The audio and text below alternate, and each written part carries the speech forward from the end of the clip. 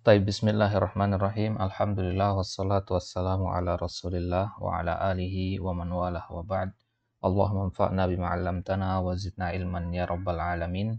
Nuwasil darsana min kitabi durusil lughatil arabiyyah li ghairi natiqina biha bil juz'i tsalits. Wa nahnu al-an ma zilna fid dars ats-tsani asyara min hadzal kitab wa nahnu fi al-qismi ats-tsani. Kita di pelajaran ke-12 bagian B.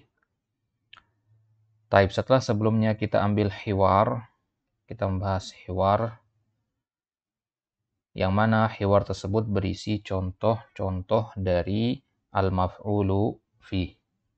Al-maf'ulu fi. Inilah yang merupakan tema pembahasan kita pada dars yang ke-12 ini, yaitu tentang al-maf'ul fi, atau kita kenal juga dengan nama zaraf. Dan zaraf itu ada dua, zaraf zaman dan zaraf makan. Zaraf zaman itu keterangan waktu, ada kaitannya dengan waktu. Kemudian zaraf makan itu keterangan tempat. Baik. Sudah kita lihat kemarin pengertiannya bahwasanya maf'ul fi itu adalah isim mansub. Dia pasti berbentuk mansub. Lailan, godan, ba'da, milan, inda, tahta, itu semua berbentuk mansub. Akan tetapi ada beberapa zaraf yang mana dia tidak akan berubah harokat-harokatnya. Jadi selama-lamanya ya harokatnya satu, tidak akan berubah menjadi fathah, kasroh, dan selainnya. Apa saja? Taib, akan kita lihat sekarang. Ba'du zurufi mabniyatun. Sebagian dari zaraf-zaraf itu, entah dia zaraf zaman ataupun zaraf makan, dia dihukumi mabni. Apa arti mabni? La yataghayyar harokatu akhirihi aw yalzam suratan wahida. Dia selalu bentuknya sama, ya, berubah-ubah. Mau ditaruh dimanapun dia tidak akan berubah. Di antaranya sebagian saja di sini yaitu mata. Mata yang artinya kapan itu kan kata tanya. Kenapa masuk zaraf? Ya, jadi dia itu dua fungsinya. Ya, dua fungsinya. Jadi mata itu dia isim istifham, kata tanya, sekaligus dia zaraf zaman. Kenapa? Karena mata itu tujuannya untuk mendeskripsikan atau menanyakan waktu. Berarti dia zaraf zaman atau makan? Zaraf zaman. Contohnya kita mengatakan mata kharajta. Di kalimat mata kharajta, mata di sini adalah zarfu zamanin mabniun ala sukun. Dia mabni dengan harokatnya sukun. Jadi mata ini nggak akan berubah, dia tetap seperti ini. Mata nggak akan berubah menjadi mati atau matu, nggak. Dan harokat terakhirnya adalah harokat alif maksuroh di sini, yaitu sukun. Fi mahalli nasbin. Kenapa fi mahalli nasbin? Karena dia sebagai dzaraf, atau dzaraf itu kan namanya maf'ul fi. Maf'ul fi itu mansub. Ya, mansub kalau kelihatan tandanya. Kalau tidak kelihatan tandanya namanya fi mahalli nasbin. Jelas ya? Jadi kalau kelihatan tandanya kita namakan mansubun. Ya, tapi kalau tidak kelihatan tandanya kita katakan fi mahalli nasbin. Kemudian aina. Contohnya aina tadrus. Aina di sini adalah zaraf makan. Kalau tadi mata itu zaraf zaman, aina zaraf makan. Kenapa? Karena aina artinya di mana. Di mana untuk menanyakan waktu atau tempat. Untuk menanyakan tempat berarti makan. Mabniun alal fathi. Dia selalu fathah. Aina. Meskipun dia kemasukan huruf jar misalkan min. Tetap aina itu nggak akan berubah menjadi min aini. Nggak akan berubah. Nah, maka di i'rabnya nanti mabniun alal fathi fi mahalli nasbin. Jadi fathah di sini bukan tanda mansubnya. Meskipun selama ini kita tahu bahwasanya mansub itu salah satunya dengan fathah.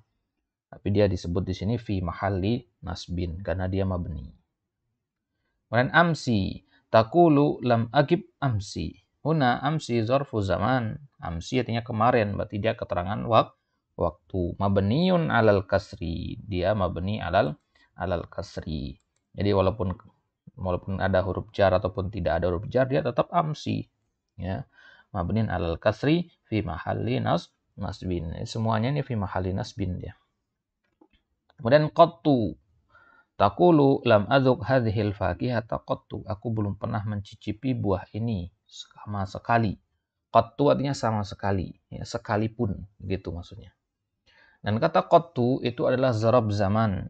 Misalkan, saya belum pernah belajar bahasa Perancis sama sekali. Nah, di situ kita gunakan kata qattu. Mabniun 'ala dhammi fi mahalli nasbin. Dhammah, di harokat terakhirnya dhammah. Kemudian huna taqulu ijlis huna. Huna, kata huna zarfu makan. Mabniun 'ala sukun fi mahalli nasbin. Jadi mabni 'ala sukun, di harokat alif yang dilihat. Sama dengan hunaka berarti ya. Huna, hunaka, hunalika, itu semua sama. Dia zaraf makan juga.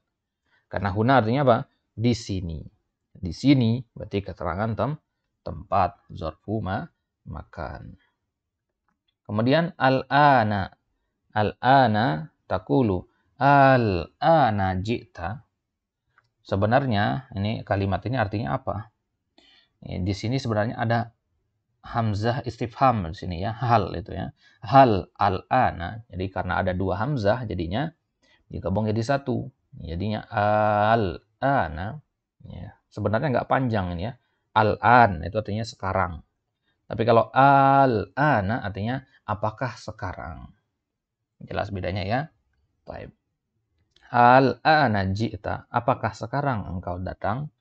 Al-ana zarfu zaman. Karena sekarang keterangan waktu, maka dia zarfu zaman. Mabniun 'alal fathi fi mahalli nasbin. Kemudian haitsu taqulu ijlis haitsu syi'ta. Duduklah dimanapun yang engkau mau. Ya, haitsu artinya dimanapun. Ya.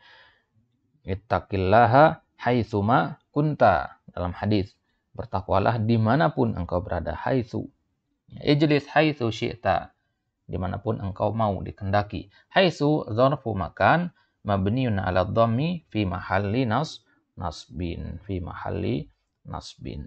Taib ini dia sebagian contoh dari zaraf yang dihukumi mabni. Apa ada yang tidak mabni? Berarti yang selain kita sebutkan di sini. Contohnya tadi ada kata lailan, ghadan, ba'da. Ini bisa berubah-ubah nanti harokatnya. Bisa lailin, ghadin, kemudian ba'din, milin, indi, bisa tahti, ya. Boleh berubah-ubah harokatnya di contoh-contoh di atas tadi. Tapi kalau yang mabni, mata, aina, amsi, qattu, huna. Jadi hafalkan yang mabni ini, maka sisanya itu berarti bukan mabni. Taib. Atau istilah lainnya mutasarrif atau ghairu mutasarrif. Jadi dzarab mabni itu juga disebut dengan dzarab apa? Ghairu mutasarrif. Ghairu mutasarrif namanya. Istilah lainnya ya, kalau di kitab-kitab lain dikatakan begini nanti, ghairu mutasarrif. Taib. Jadi kesimpulannya bahwasanya dzaraf itu ada yang mutasarrif, ada yang ghairu mutasarrif, ada yang bisa berubah-ubah harokatnya, ada yang tidak bisa berubah harokatnya. Taib. Kita perhatikan sedikit di sini, ada faedah tambahan. Jadi dzaraf itu dibagi dua, mahdud sama ghairu mahdud. Apa arti mahdud? Mahdud artinya terbatas. Ini pembagian yang lain ya, pembagian yang lain. Mahdud yang terbatas, contohnya sanah, syahr, yaum, sa'ah. Sanah itu artinya apa? Tahun, 365 hari, 1 tahun. Terbatas apa tidak? Terbatas. Syahrun, apa artinya? 1 bulan, 30 hari. Terbatas apa tidak? Terbatas. Yaumun, 1 hari. Terbatas apa tidak? Terbatas, 24 jam. Sa'ah, 1 jam. Terbatas apa tidak? Terbatas. Ya, ada 60 menit. Ini namanya dzarab mahdud, dzarab yang terbatas. Ya, ada awal, ada akhirannya. Contohnya misalkan sirtu milan, saya jalan kaki 1 mil. Berarti kalau udah selesai 1 mil, ya, berarti sudah beda lagi gitu maksudnya. Jelas ya?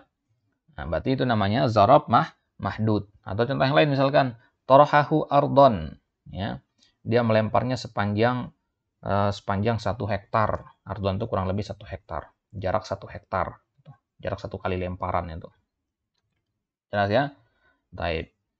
Jadi lawan dari mahdud adalah ghairu mahdud, tidak terbatas. Dzarab yang tidak terbatas. Contohnya kata burhah. Burhah itu artinya satu rentang waktu, tapi tidak ditentukan batasannya berapa. Burhah itu kita artikan beberapa waktu atau beberapa saat. Gitu kan? 1 jam itu jelas. 1 jam itu jelas 60 menit. Tapi kalau burhah nggak ada batasan bakunya. Burhah artinya sebentar atau beberapa waktu. Begitu juga mudah. Hina, waktu. Nah, ini kata-kata yang dia tidak ada batasannya. Gitu ya. Misalkan ditanya, sudah berapa lama antum nunggu ana? Ya, kita katakan mudah. Ya, beberapa waktu. Kita nggak sebutkan berapa menitnya, berapa jam, beberapa waktu, bebas. Gitu. Baik. Contoh yang lain misalkan amama, khalfa, yamin, shimal. Amama, depan. Ya, depan. Ya, depannya itu depan apa namanya? Jaraknya berapa gitu kan nggak disebutkan di situ. Khalfa gitu ya, yamin, shimal. Nah, beda dengan kata mil tadi. Kalau mil kan jelas berapa kilometer gitu, 1,2 kilometer. Kalau kita mengatakan hektar misalkan berapa kali berapa, kan jelas di situ angka-angkanya. Itu mahdud namanya. Tapi kalau nggak jelas, misalkan saya berada di depanmu. Depan itu kan bisa jarak 1 kilometer juga depan namanya kan. Gitu. Jadi nggak jelas ya. Namanya ghairu mahdud. Kemudian pembagian dzaraf yang kedua berdasarkan berubah apa tidaknya. Mutasarrif, ghairu mutasarrif. Ini yang kita sampaikan sekarang. Ada dzaraf mutasarrif, ada dzaraf ghairu mutasarrif. Bagaimana membedakannya? Cara membedakannya, lihat dulu dari mana mutasarrif. Satu mutasarrif, ya, mutasarrif itu artinya berubah. Ghairu mutasarrif itu artinya tidak berubah. Ya, pernah dengar istilah isim ghairu munsharif? Maknanya sama dengan ghairu mutasarrif. Mamnu minas sarf maksudnya tidak menerima tanwin, tidak berubah maksudnya. Sedangkan dalam konteks dzaraf, yang dimaksud dzaraf mutasarrif itu adalah yusta'mal dzarfan wa ghairu dzarfin. Dia dipakai untuk sebagai keterangan waktu atau keterangan tempat, juga dipakai untuk selain keterangan waktu dan keterangan tempat. Contohnya, hadza yaumun asir. Hadza yaumun asir. Ada dzaraf di sini? Nggak ada. Loh, yaum bukan dzaraf. Yaum memang dzaraf dia, tapi di sini dia tidak sebagai dzaraf. Dia di sini sebagai khobar. Hadza mubtada, yaumun khobar. Nah, dia tidak sebagai dzaraf di sini. Berarti dzaraf mutasarrif itu adalah dia bisa dipakai sebagai dzaraf, bisa juga dipakai sebagai selain dzaraf, sebagai khobar, sebagai fa'il, ya, dan seterusnya. Berarti tergantung konteksnya. Misalkan antum mengatakan saya pergi hari Selasa. Nah, di situ yaum sebagai dzaraf. Kalau anda mengatakan hari ini hari Selasa. Nah, bukan dzaraf di situ. Dia sebagai khabar. Hari ini mubtada, hari Selasa khabarnya. Jadi bagaimana membedakannya? Pahami konteks kalimatnya nanti. Pahami konteks kalimatnya nanti. Nanti insya Allah akan kita belajari apa yang disebut dengan umdah al-kalam dengan fudlah al-kalam. Kata pokok dan kata yang sifatnya hanya tambahan. Ada yang kalimat inti, ada kalimat tambahan. Ya. Dan dzaraf ini dia masuknya ke tambahan. Jadi kalau dihapus, dia tidak akan mengurangi esensi dari kalimat tersebut. Karena dia kalau di bahasa Indonesia SPOK, hanya K saja. Ya, K itu kan boleh tidak ada. Jadi dia mutasarrif, ghairu mutasarrif. Contoh yang mutasarrif lain, al-mailu sulusu farsakh. Ya, al-mil sulusu farsakh. Al-mil itu 1 mil. Ya. 1 mil itu sepertiga dari 1 parsakh. 1 parsakh itu ukuran ya.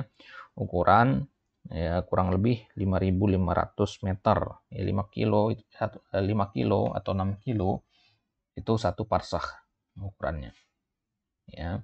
Ini antum temukan istilah parsaknya di kitab-kitab fikih nanti tentang pembahasan salat qasar. Jarak minimal qasar salat itu berapa? Ya. Kalau menurut sebagian ulama, jarak qasar itu 16 parsakh. 16 parsakh itu berarti 5 kilo kali 16. Ya, sekitar 89 kilo. Ya, maka salat qasar boleh dilakukan kalau sudah jaraknya 90 atau 80 kilo. Taib. Jadi 1 mil itu sepertiga parsah, ya. Sepertiga dari 5.000 meter, sepertiga dari 5 kilo. Taib. Nah, itu dia berarti. Di sini al-mail sebagai apa? Al-mail sebagai mubtada. Nggak ada zorob di sini. Padahal tadi kita katakan mail itu juga zorob. Al-mail di sini sebagai mubtada. Jadi al-mail itu boleh sebagai zorob, boleh sebagai selain zorob, sebagai mubtada, sebagai khabar, sebagai yang lainnya. Maka dia dinamakan zorob mutasarrif. Jadi luas penggunaannya. Itu zorob mutasarrif. Kemudian zorob ghairu mutasarrif itu berarti yang hanya dipakai untuk sebagai zorob saja. Nggak ada fungsi kedua. Tidak ada fungsi lainnya dalam bahasa selain sebagai zorob saja. Contohnya, ba'dal isya'i naltaqi. Setelah isya kita bertemu. Ba'da di sini zorob. Dia nggak akan kepake kecuali sebagai zorob. Nggak mungkin antum pakai dia sebagai fa'il atau sebagai mubtada. Nggak bisa. Dia sebagai zorob. Jadi dimanapun antum ketemu ba'da nanti, ya i'rabnya pasti sebagai zorob. Entah dia di tengah, di akhir, atau di awal kalimat, dia pasti selalu di i'rab sebagai zorob. Kenapa? Karena dia ghairu mutasarrif. Karena dia tidak bisa dipakai untuk selain zorob. Contoh yang lain, indal masjidi mau'iduna. Di samping masjid kita akan bertemu. Inda, ya, itu juga adalah zorob. Inda, ya. Dia zorob apa namanya? Zorob makan. Dan dia ghairu mutasarrif. Jadi dimanapun kita ketemu inda nanti, yes, pasti sebagai zorob i'rabnya.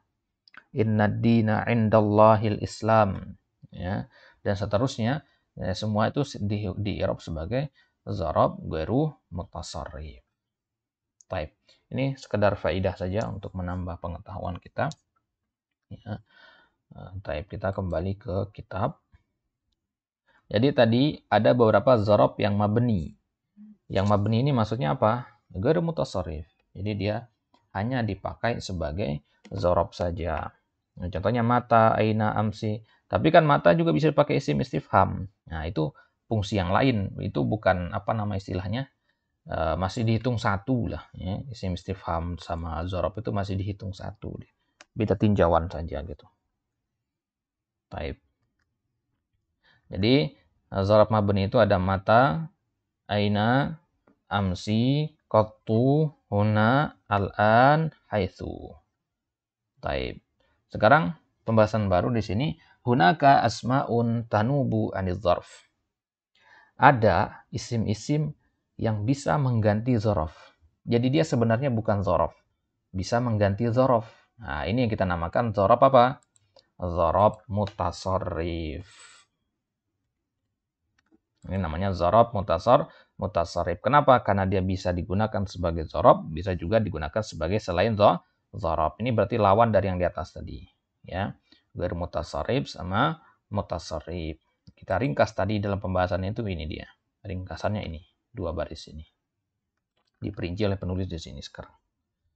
Taib. Jadi ada isim-isim yang bisa mengganti dzarf, berarti dia dzarf mutasarrif namanya. Terkadang dia sebagai dzarf, terkadang bisa sebagai selain dzarf, tergantung kepada konteks kalimatnya. Ya, ada beberapa di sini. Yang pertama, yang bisa menggantikan dzarf itu adalah al-mudhaf ila dzarfi mimma dalla 'ala al-kulliyati zamani awil makan au juz'iyatihima. Apa maksudnya?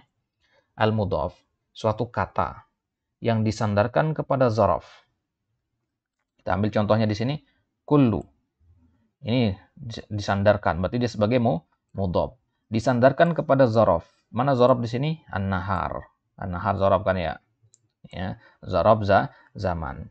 Jadi kalau ada kata seperti kullu ini, dia mudhaf, disandarkan kepada dzaraf. Mimma dalla ala kulliyatiz zaman, dan menunjukkan atas kulliyah. Apa arti kulliyah? Cakupan, ya, menyeluruh. Nanti kata-kata kullu artinya semua, ya. Kulliyah bukan kuliah jurusan, itu bukan ya, fakultas bukan. Kulliyatuz zaman artinya keseluruhan zaman. Dzaraf yang menunjukkan atas zaman seluruhnya atau tempat seluruhnya. Ya, contohnya Anda bilang misalkan Saya makan roti semuanya. Bukan setengah, sepertiga, seperempat. Saya makan semuanya. Semuanya itu dalla alal kulliyah namanya. Itu namanya dalla ala kulliyah. Jelas ya? Maka kata yang seperti ini, kita ambil contoh kata kullu di sini, dia adalah mudhaf kepada dzaraf. Ya. Dan kullu ini menunjuk atas semua. Karena kullu artinya semua. Contoh yang kedua, rub'a sa'ah. Ini mudhaf apa bukan? Rub'ah, mudhaf. Kemudian sa'atin mudhafun ilaih. Dan mudhafun ilaihnya di sini berbentuk zaraf. Ini mudhafun ilaihnya berbentuk zaraf. Dan rub'a itu menunjukkan atas semua atau sebagian. Rubu' artinya apa? Seperempat atau rubu'. Berarti bukan kulliyah, berarti dia maknanya juz'iyah. Ya, kalau kulliyah tadi ini. Ya. Juz'iyah artinya apa? Sebagian. Jadi sepertiga, seperdua, seperempat, seperenam, seperdelapan, dan seterusnya. Itu juz'iyah maksudnya. Saya makan roti seperduanya. Nah, atau saya makan jambu, ya, 3 biji. Ya, berarti ada jambu 10, dia makan 3. Itu juz'iyah berarti. Saya makan korma 1 tandan. Ya, misalkan 1 karung, ada 1 korma 1 karung, dia makan 1 tandan. Itu juz'iyah maksudnya. Jelas ya? Taib. Contoh di sini safarna kullah annaha. Jadi kullah ini bisa sebagai dzaraf, bisa sebagai bukan sebagai dzaraf. Di sini sebagai dzaraf. Kenapa? Karena dia disandarkan kepada dzaraf, maka dia ikut menjadi dzaraf. Ya, makanya dibaca kullah. Contoh kalimat yang lain misalkan yang bukan sebagai dzaraf. Misalkan kita katakan jaa kullu talibin. Jaa kullu talibin. Kullu di situ sebagai apa? Sebagai fa'il, bukan sebagai dzaraf. Karena apa? Karena dia disandarkan kepada isim biasa, bukan kepada dzaraf. Ya. Baik, kita tulis ya. Ja'a kullu talibin. Ya. Ja'a kullu talibin. Kullu di sini bukan sebagai dzaraf. Kenapa? Karena mudhafun ilaihnya yaitu kata talibin itu isim biasa, tidak ada makna keterangan waktu atau keterangan tempatnya. Jelas ya? Maka kullu di sini dibaca kullu dhammah. Kenapa? Karena fa'il. Fa'il dari kata ja'a. Kalau di sini kulla, kenapa? Karena dzaraf, dan dzaraf itu mansub. Jelas ya? Ruba'a. Ruba'a juga begitu. Mansub dia. Karena sebagai dzaraf. Nisfa. Nisfa artinya setengah. Ini berarti menunjukkan atas dzarfi. Menunjukkan atas juz'iyah. Masya itu nisfa kilometer. Setengah kilo. Nisfa. Setengah artinya. Boleh dibaca nisfu? Karena ada kita katakan malam nisfu Sya'ban. Kenapa nggak malam nisfa Sya'ban? Ya, atau mengatakan malam nisfu Sya'ban, ya sebagai khobar di situ, khobar marfu, makanya baca nisfu. Kalau di sini nisfa, kenapa? Karena di sini sebagai dzaraf, dan dzaraf itu mansub. Jelas ya? Kenapa kita tahu nisfa di sini sebagai dzaraf? Karena setelahnya ada dzaraf juga, kilometer. Kilometer itu dzaraf apa bukan? Dzaraf. Dzaraf makan atau zaman? Dzaraf makan, kilometer, ya, kilometer. Pokok ukuran-ukuran itu pasti masuknya ke dzaraf makan atau dzaraf zaman. Maka kata-kata kullu rubu'u nisfu nabat anil dzuruf ini mengganti dzaraf. Jadi dzarafnya sebenarnya adalah an-nahar, ya, diganti oleh kata kullu. Sa'ah diganti oleh kata rubu'u. Kilometer diganti oleh kata nisfa dan seterusnya. Taib. Kemudian yang kedua, yang bisa menggantikan dzaraf atau nama lainnya dzaraf mutasarrif adalah sifatuhu. Sifatuhu. Sifatnya, sifat dzaraf itu. Ya, contohnya, jalastu tawilan. Di sini ada yang terhapus. Apa yang terhapus di sini? Ada kata yang terhapus di sini. Jalastu waqtan tawilan. Ini takdirnya. Ya, jalastu waqtan tawilan. Waqtan itu kita hapus karena pemborosan kata. Orang pasti paham, jelas tawilan tidak mungkin diartikan saya duduk tinggi. Jelas tawilan itu saya duduk dalam waktu yang lama. Jadi tawilan ini adalah kata sifat untuk waktu. Yang waktu ini tidak disebutkan. Kata waqtan ini tidak disebutkan di sini. Berarti boleh kata tawilan mewakili kata waqtan yang terhapus. Jadi jalastu tawilan antum artikan apa? Saya duduk waktu yang lama, untuk jangka waktu yang lama. Dari mana dapat kata waktu itu? waktu yang terhapus, yang tidak kita ketahui, sama-sama kita ketahui, jadi tidak perlu disebutkan. Kalau sama-sama diketahui, ngapain disebutkan? Karena itu kan menjadi pemborosan kata. Taib. Atau contoh yang lain misalkan akal tu kasiron. Ya. Akal tu kasiron. Bisa nggak kalau di situ sebagai zorof? Nggak bisa, karena takdirnya bukan zorof. Akal tu kasiron. Artinya akal tu to'aman kasiron. Ya, to'aman, makanan. Makanan itu zorof bukan? Bukan, nggak ada keterangan tempat, nggak ada keterangan waktu di situ. Nah, beda ke contoh di sini, waktan. Waktan itu waktu artinya. Ya, waktu keterangan tempat atau keterangan makan. Zorof bukan? Zorof. Maka boleh di-i'rab sebagai mana anil zorof. Baik, kemudian yang ketiga yang bisa menggantikan zorof adalah ismul isyarah.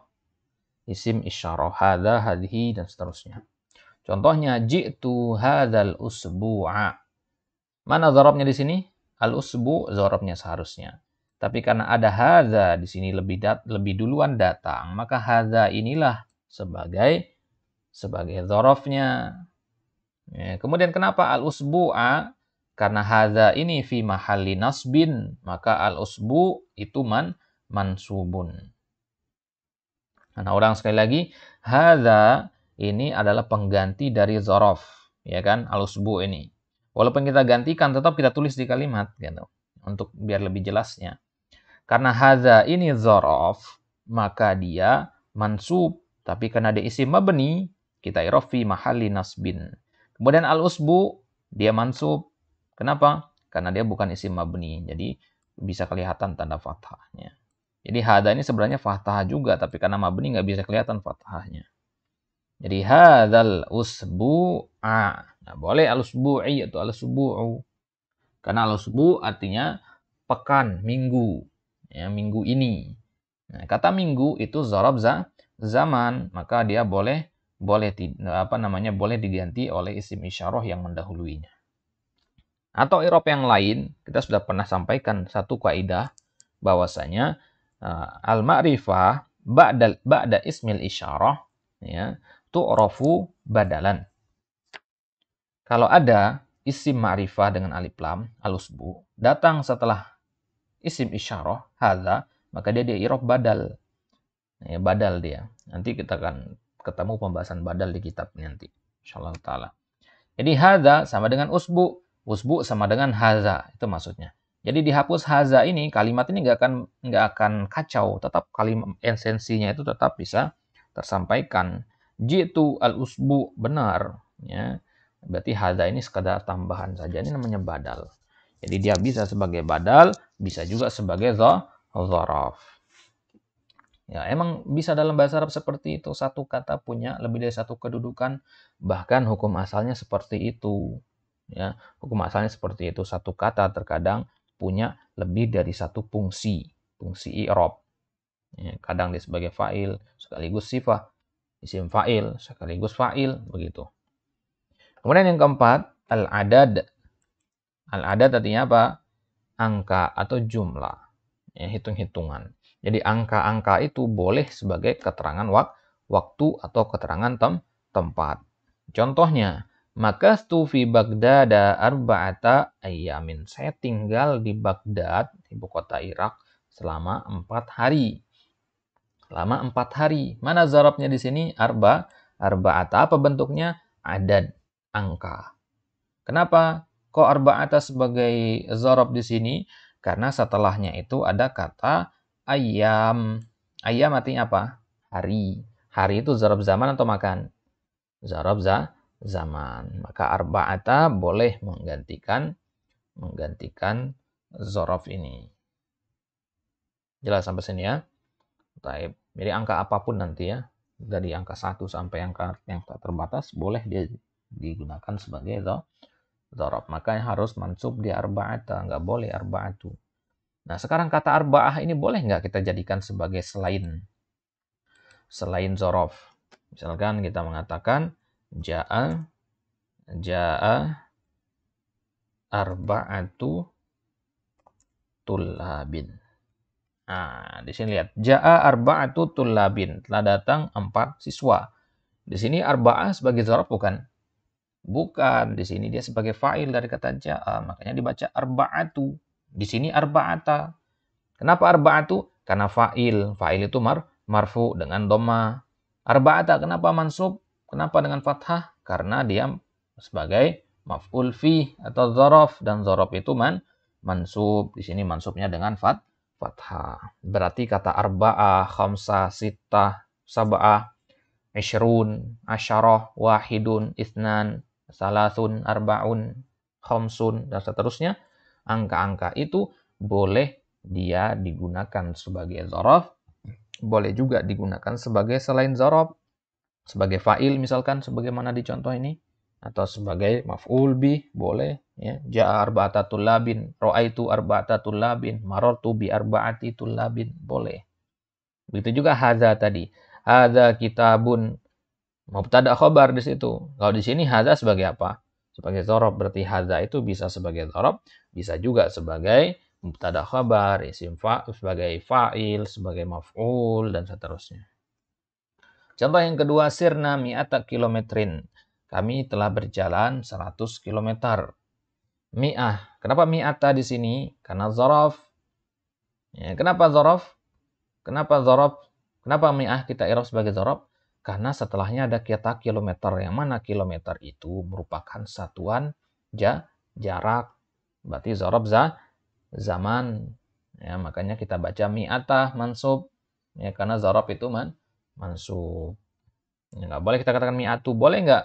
Contoh yang lain misalkan mi'ah ini kita jadikan sebagai selain dzaraf. Ya, kita katakan misalkan ja'a mi'atu.